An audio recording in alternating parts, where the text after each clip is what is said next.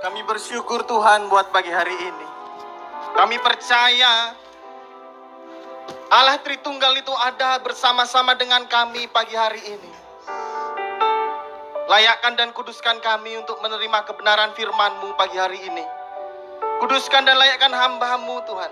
Urapi bibir mulut lidah hamba-Mu, bahkan pikiran, bahkan kami percaya Tuhan sendiri yang ada di tengah-tengah kami berbicara pagi hari ini. Kami mengucap syukur Tuhan buat pagi hari ini. Kami siapkan hati kami untuk menerima kebenaran firman Tuhan. Dan biarlah firman Tuhan yang ada di dalam hati kami berbuah dan menjadi berkat untuk bagi banyak orang. Di dalam nama Yesus Kristus yang siap mendengarkan firman Tuhan bersama saya katakan, amin. Berikan kemuliaan bagi Tuhan. Haleluya.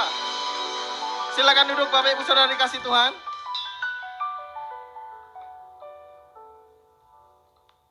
Shalom, selamat pagi semuanya. Shalom, selamat pagi.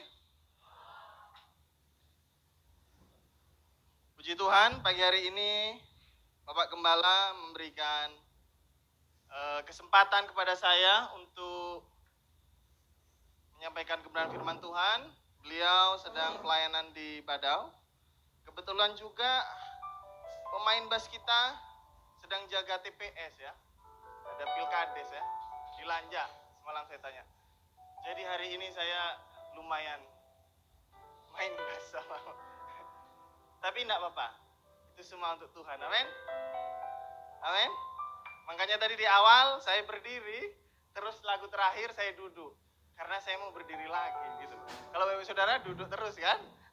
Sekarang duduk, saya berdiri lagi. Enggak apa-apa, kita belajar kebenaran firman Tuhan pagi hari ini bersama-sama. Buka slide-nya, Om Kijo. Kalau minggu lalu Bapak Saudara yang mengikuti ibadah di tempat ini ya, minggu lalu Bapak Gembala berbicara tentang tanda dan mukjizat. Bagaimana tanda dan mukjizat itu Bapak Gembala jelaskan bahwa itu untuk menyertai orang percaya supaya lebih mengenal Tuhan. Nah, sekarang ini sambungannya. Ini kita akan belajar tentang mukjizat-mukjizat yang dikerjakan, yang dilakukan Yesus ketika Yesus di bumi. Ketika Yesus melayani bersama ke-12 muridnya selama 3,5 tahun di bumi.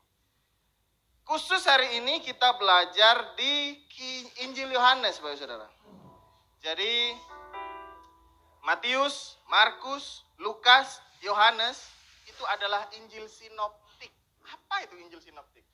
Injil sinoptik itu kitab yang memberitakan kebenaran tentang Yesus terutama.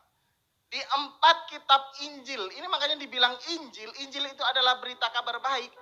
Di 4 kitab ini meskipun di surat-surat yang lain ditulis Paulus maupun surat Ibrani, surat Yohanes itu ada menceritakan tentang Yesus.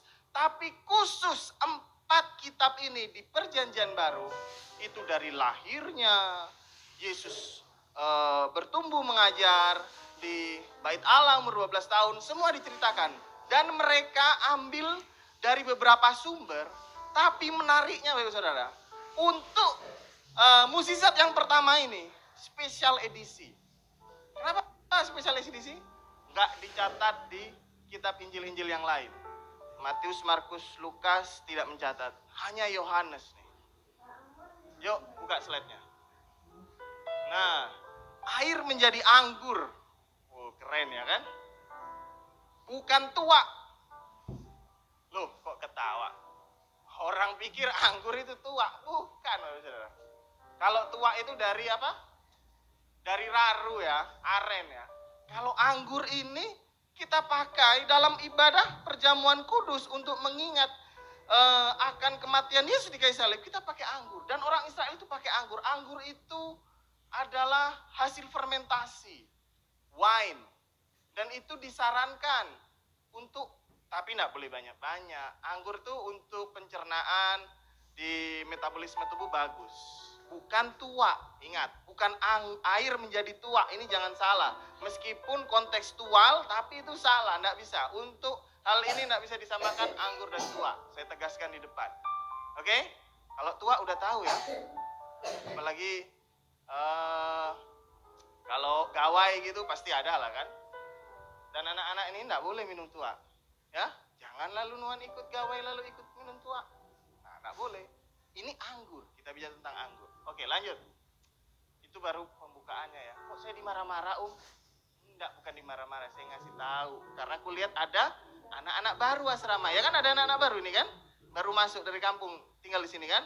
Nah, oke. Belum tadi Om Kijo, masih judulnya. Nah, air menjadi anggur perkawinan di Kana. Di Kana ini di Galilea. Banyak di daerah Timur Tengah namanya Kana. Tapi Kana ini yang dekat Galilea. Yohanes 2 ayat 1 sampai 12 mujizat pertama Yesus. Lanjut.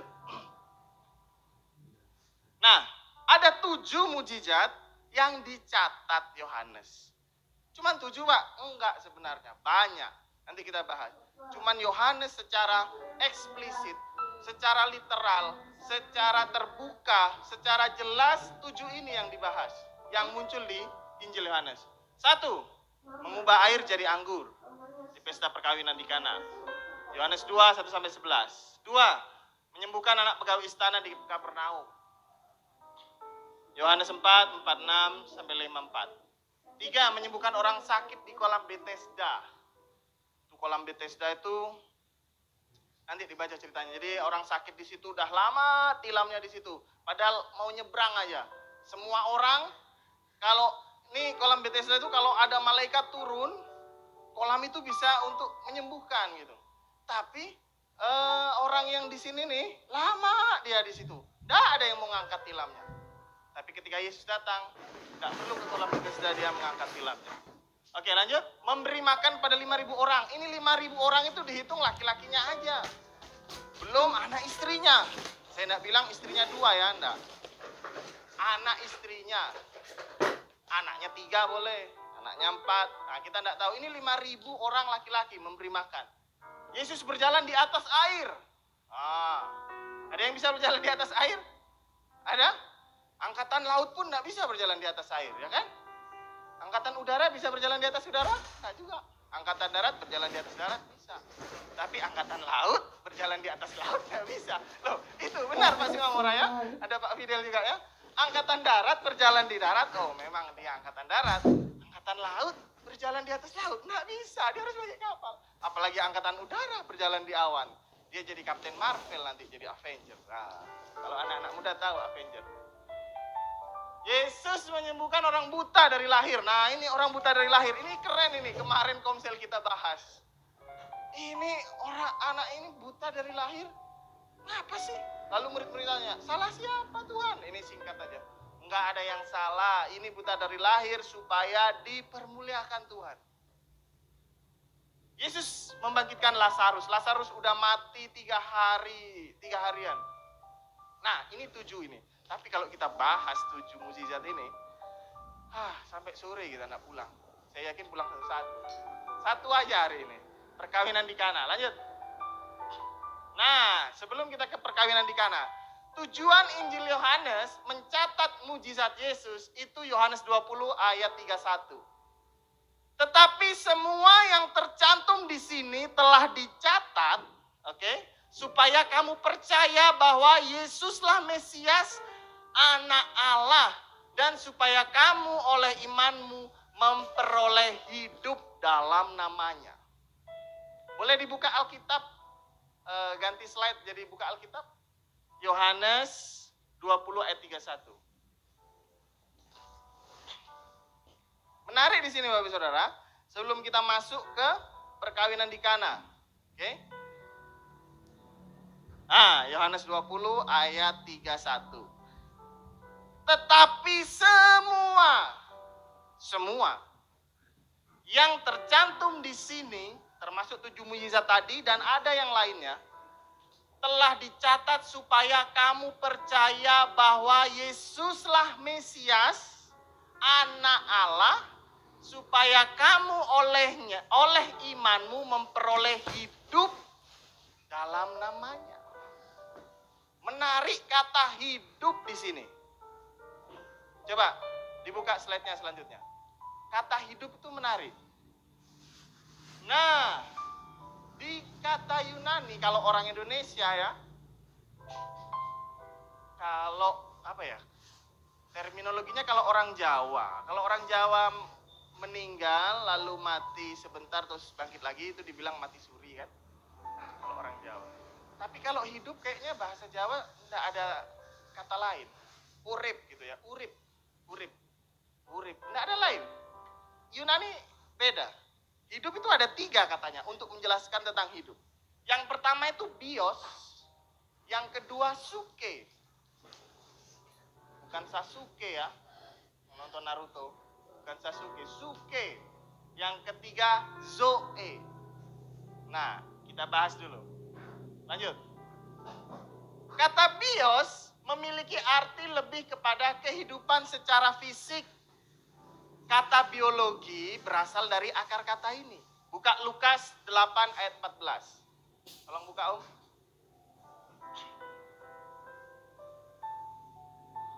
Yang jatuh dalam semak duri ini tentang benih firman Tuhan yang ditabur ya.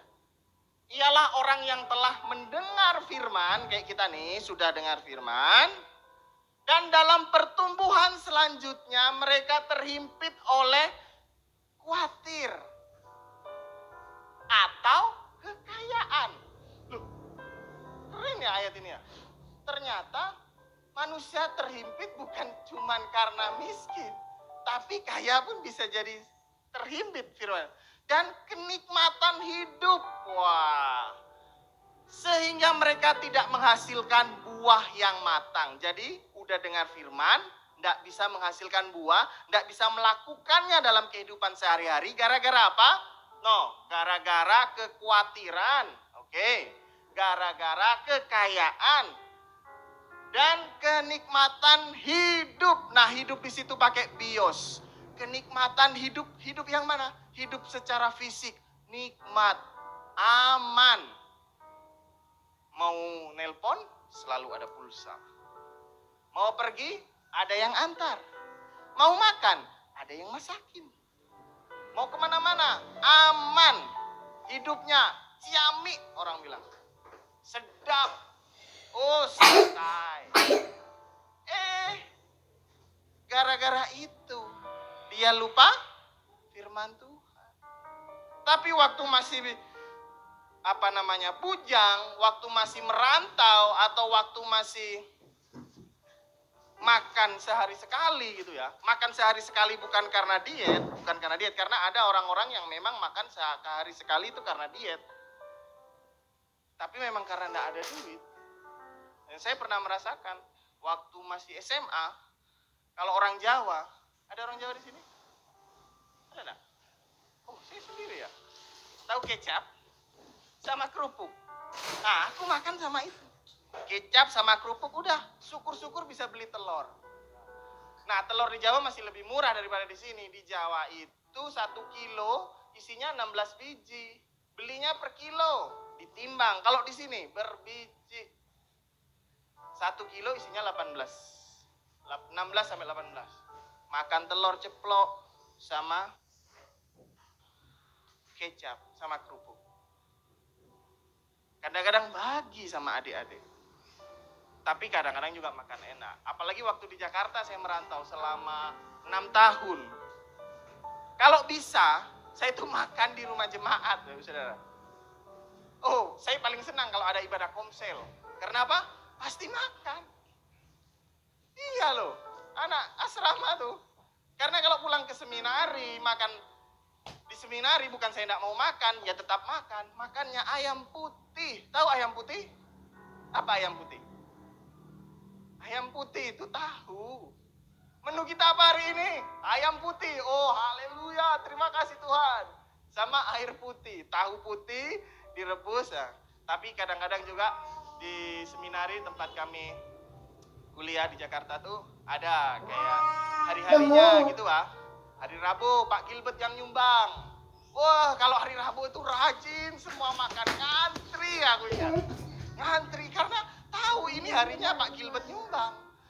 Hari apa? Hari Jumat Pak Eras yang nyumbang. Oh, enak. Tapi kalau udah hari-hari lain, tapi tetap makan. Karena enggak makan, capek seharian kegiatan banyak. Nah, itu saya pernah merasakan. Nah, jangan sampai hidup kita waktu masih miskin, waktu masih tidak punya apa-apa, cari Tuhan sungguh-sungguh, tapi setelah kaya, kita dihimpit oleh kenikmatan hidup itu, dan kita lalu melupakan Tuhan. Kita datang ke gereja, mendengarkan firman, tapi tidak bisa menghasilkan buah. Lanjut, itu bios menurut kata Yunani. Yang kedua, suke. Kata suke menunjukkan pada kehidupan psikologis jiwa manusia, yaitu pikiran, emosi, kehendak jiwanya nih, jiwa. Kata psikologi berasal dari kata ini, kata suke. Jadi ada yang mau ngambil, kamu mau kuliah apa? Kuliah psikologi. Nanti jadi apa? Nanti jadi konselor, atau jadi HRD, tukang nerima orang, atau jadi konseling lah pokoknya. Itu psikologi dari sini. Nah, ayat Matius 16 ayat 25. Karena barang siapa mau menyelamatkan nyawanya. Di dalam bahasa Inggris ini tertulis life. Ya, life. Nah, karena barang siapa mau menyelamatkan nyawanya, ia akan kehilangan nyawanya. Tetapi barang siapa kehilangan nyawanya karena aku, ia akan memperolehnya. Apa maksudnya di sini? Tentang jiwa, perasaan. Kalau kamu kehilangan perasaan, sakit hati, atau kamu dicemooh, disesah, bukan karena fisik ya, bukan karena bios, bukan fisikmu yang sakit, tapi kamu dibully ya, pakai bahasa lisan, jadi hatimu yang sakit karena Yesus, atau karena kamu membela namanya. Saya pernah mengalami. Karena apa? Saya hidup di tengah-tengah kawan saya Madura semua. Makanya kalau ketemu orang Madura, saya bisa ngomong bahasa Madura. Saya Jawa tapi bisa bahasa Madura. Dan saya sekolah SD kelas 1 itu di SD Katolik, SDK Mater Dei. Karena enggak punya uang, pindah jadi SD negeri di dekat rumah, SD Mayangan namanya. Dekat laut. Wah, namanya dekat laut. Di Probolinggo itu orang Madura semua. Dan mereka mayoritas muslim. Kebetulan sekarang di Pulau Maduranya sudah ada GBI. Ada juga orang Madura yang Kristen sudah ada. Saya mengalami bullying itu. Pernah. Di kelas. Digambar. Yesus telanjang. Diolok-olok. Tuhanmu telanjang. Nangis saya pulang. Tapi lama-lama saya berkawan sama mereka. Lama-lama mereka tahu. Saya pernah mengalami bully itu dari SD, SMP, SMA. Dah kenyang saya sama bully seperti itu. Nah, itu karena Kristus. Bukan sakit hati, perasaan dibuat sendiri karena diputusin pacar lalu minum Gormokson selesai. Bukan itu. Kalau itu sih bukan karena Kristus. Itu karena nuan ke diri. Bahasa sini gitu ya. Karena pikiran nuan ke diri gitu. Nah, lanjut. Itu suke. Nah, yang ketiga zoe. Yang tadi di ayat tadi di mana? Ayat yang tadi, Om? Yang awal tadi?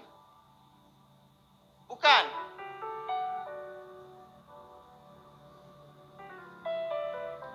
Yang Yohanes 20:31. Yohanes 20:31, kata hidup di situ pakai kata Yohanes 20:31. Kata hidup di situ pakai kata zoe. Yang ada kata zoe cuman Alkitab yang ngajarin. Apa itu zoe? Zoe di sini sama dengan Yohanes 10 ayat 10. Buka, coba. Yohanes 10 ayat 10.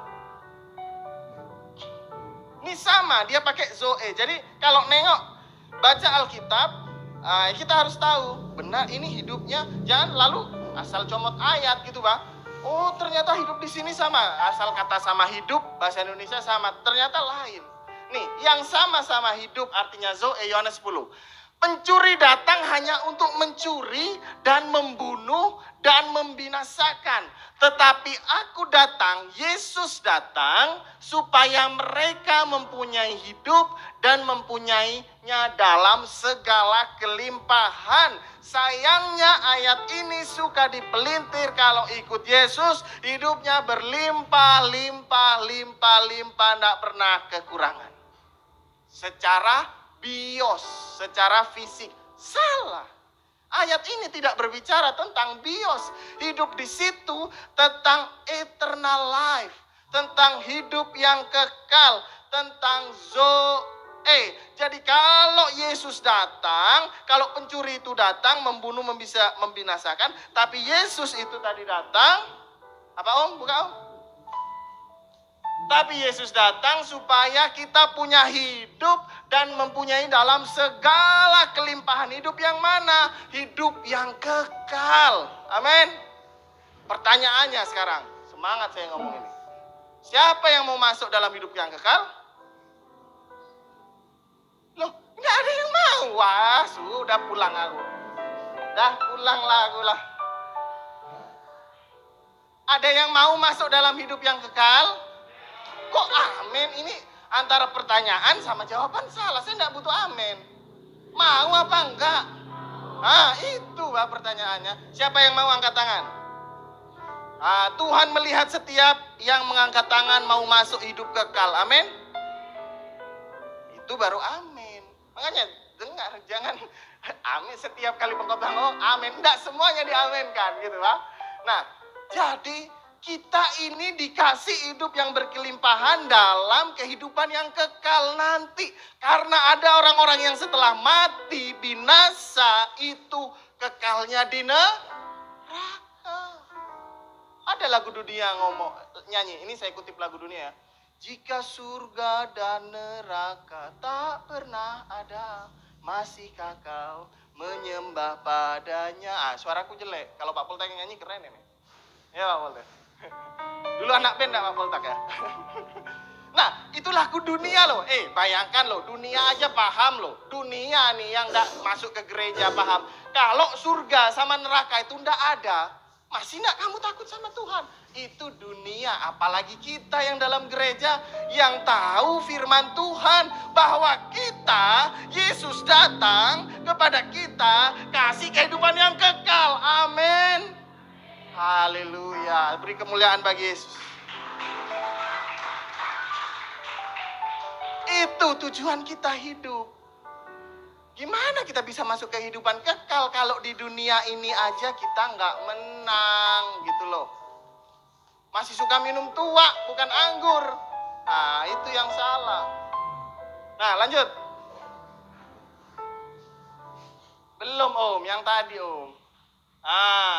Kata Zoe menunjukkan kepada kehidupan yang kekal, hidup dari Tuhan, oleh Tuhan, untuk kemuliaan Tuhan. Miliki hidup yang kembali kepada rancangan penebusan Allah melalui pribadi Yesus. Yohanes 1 ayat 4 itu ada Zoe. 1 Yohanes 1, 1-2 itu ada Zoe. Yohanes 10 tadi kita baca. Roma 5 ayat 18 dan 21. Ini yang penting. Yang lain bukan tidak penting, tapi waktu kita. Coba buka Roma 5, 18 dan 21. Roma 5 ayat 18. Sebab itu sama seperti oleh satu pelanggaran semua orang beroleh penghukuman. Demikian pula oleh satu perbuatan kebenaran semua beroleh pembenaran untuk hidup yang kekal, untuk masuk dalam kekekalan. Itu. Yang 21? 21? Oke, 19. Jadi sama seperti ketidaktaatan satu orang, semua orang telah menjadi orang berdosa. Demikian pula oleh ketaatan satu orang, semua orang menjadi orang benar. 20. Tetapi hukum Taurat ditambahkan supaya pelanggaran menjadi semakin banyak. Dan di mana dosa bertambah banyak, di sana kasih karunia menjadi berlimpah-limpah. 21.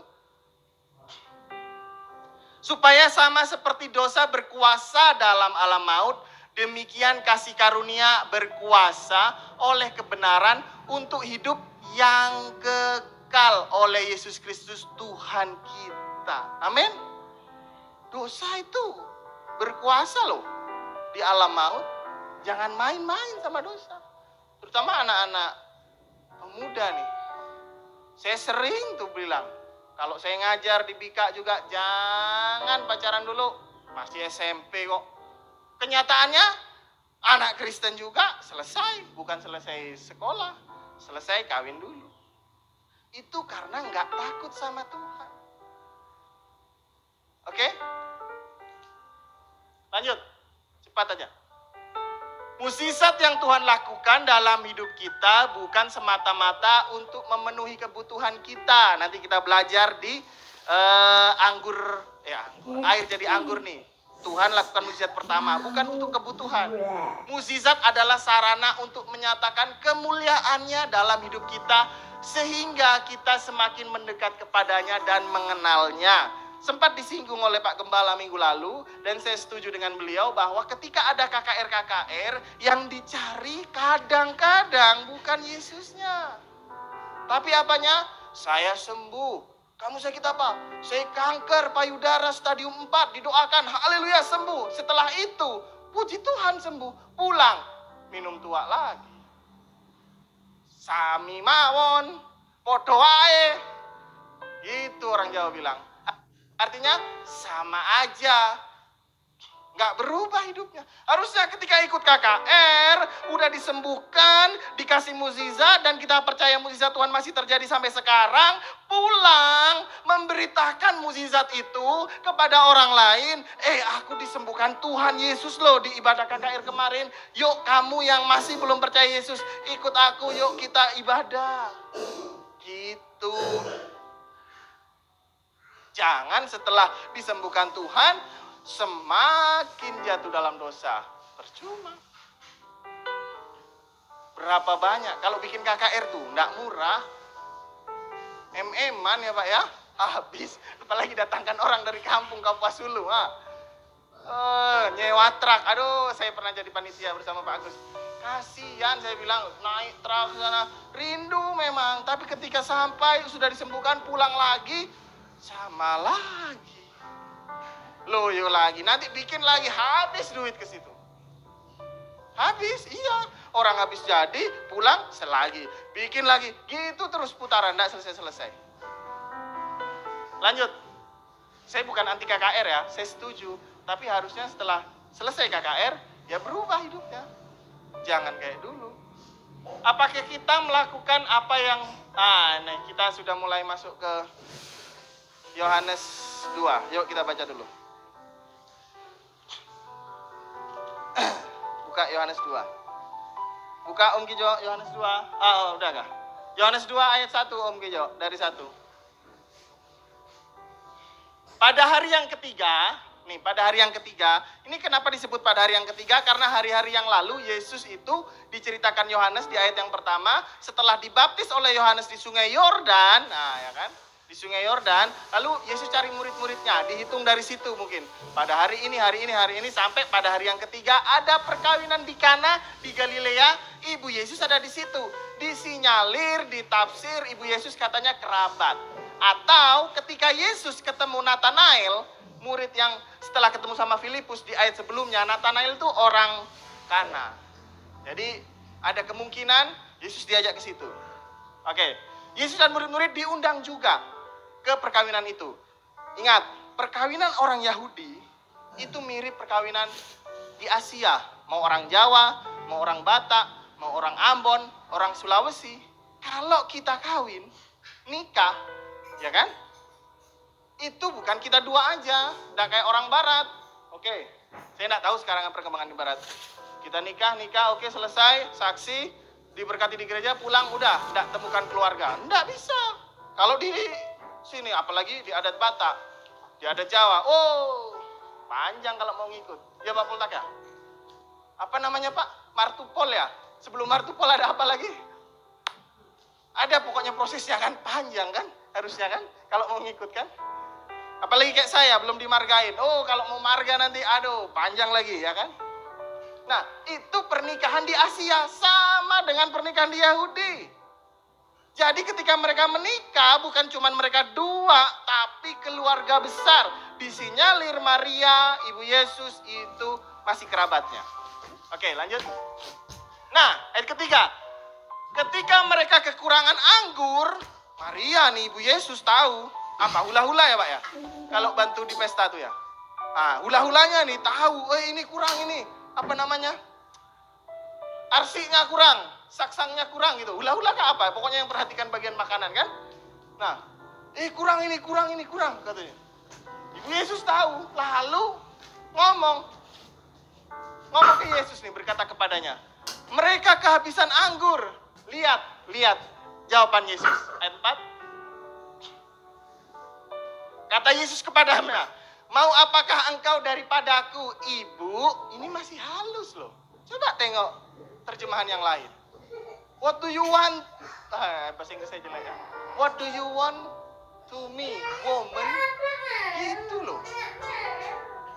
Yesus tidak memposisikan diri sebagai anak Maria pada saat menjawab ini.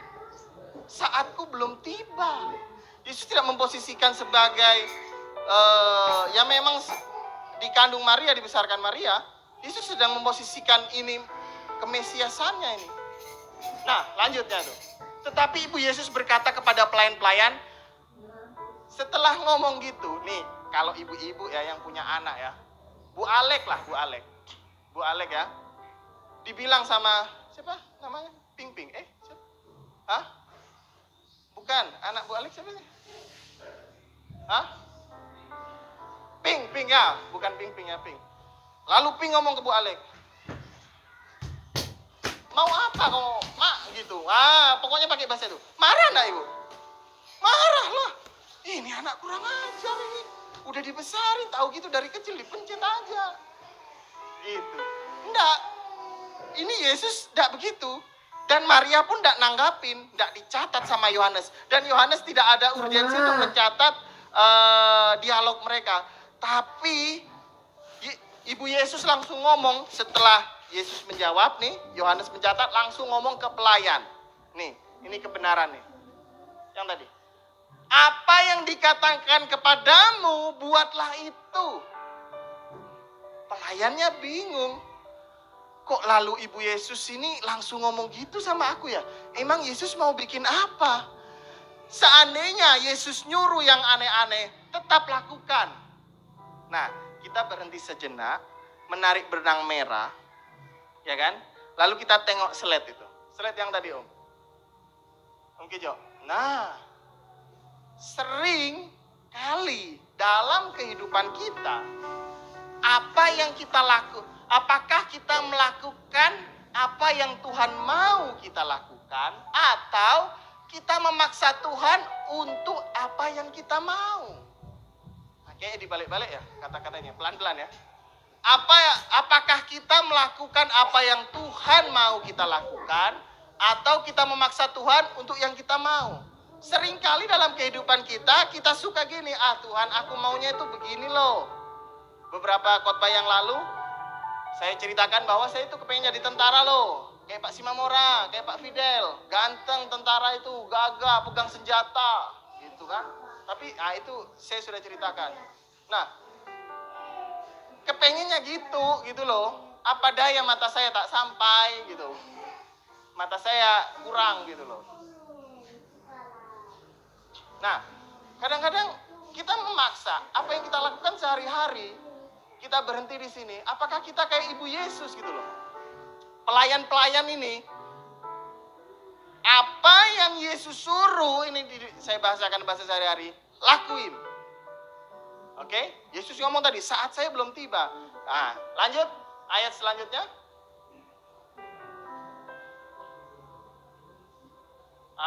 Nah, di situ ada 6 tempayan. Nah, di ayat Alkitab ini tidak dijelaskan tempayan itu apa, tapi nanti kita tengok di slide. Disediakan untuk pembasuhan menurut adat orang Yahudi, masing-masing isinya 2-3 buyung. Apa itu 2-3 buyung bahasa? Apalagi bahasa Ulu, ada bahasa Ulu buyung? Apa buyung di sini? Biung. Kalau biung tuh orang Jawa bilang biung itu nenek, ini buyung. Bukan burung ya. Burung orang tidak bisa ngomong tapi buyung ya, bukan. Nah, coba buka slide-nya Om. Bisa dijelaskan ayat 6 nih. Nah, tuh. Lanjut. Di zaman itu kehabisan anggur dalam pesta pernikahan dapat diartikan sebagai kemurahan Tuhan atau berkat Tuhan itu telah habis. Anggur dalam pernikahan adat Yahudi itu sebagai lambang kemurahan atau berkat Tuhan. Jadi gini loh, kalau habis anggurnya dalam sebuah pernikahan, wine-nya, itu diomongin sepanjang masa. Apalagi ibu-ibu ya. Saya enggak bilang ibu-ibu, bukan diskriminasi. Ya semualah mungkin. Itu pernikahannya enggak bagus tuh ya. Iya itu yang nikahnya kemarin arsiknya kurang, atau saksanya habis, atau dagingnya hilang. Itu diingat sepanjang masa. Sama dengan adat Yahudi. Jika anggurnya kurang, pernikahan itu memalukan gitu loh. Jadi aib. Nah, lanjut. Nah, pesta pernikahan tersebut, ini jelaskan yang ayat 6 tadi. Ada 6 tempayan besar. Itu terbuat dari batu. Kok bisa Pak tahu? Di terjemahan lain. Di NIV tertulis. New International Version. Nah, itu saya ingat. Saya tidak baca lah ya bahasa Inggrisnya ya. Itu ya. Saya baca bahasa Indonesia-nya. Di dekatnya berdiri 6 tempayan air jenis batu. Nih, jenis batu. Karena tempayan itu ada yang dari tanah liat, ada yang dari keramik. Dan adat Yahudi itu selalu menggunakan, kalau orang mau masuk rumah, itu suruh basuh. Ada tempayan di situ, entah dari batu, dari keramik, dari tanah liat. Mau masuk sinagog, mau masuk rumah ibadah, itu harus basuh. Semuanya harus cuci tangan, cuci kaki, bersih diri. Nah, ini yang tempayan yang dipakai di pesta pernikahan itu, tempayan yang berasal tuh. Nirbistut six stone water jar. Nah, ada stone-nya ya. Berdiri 6 tempayan jenis batu yang digunakan oleh adat orang Yahudi untuk pembasuhan. Masing-masing menampung 20 hingga 30 galon. Jadi tempayan itu, coba klik satu lagi.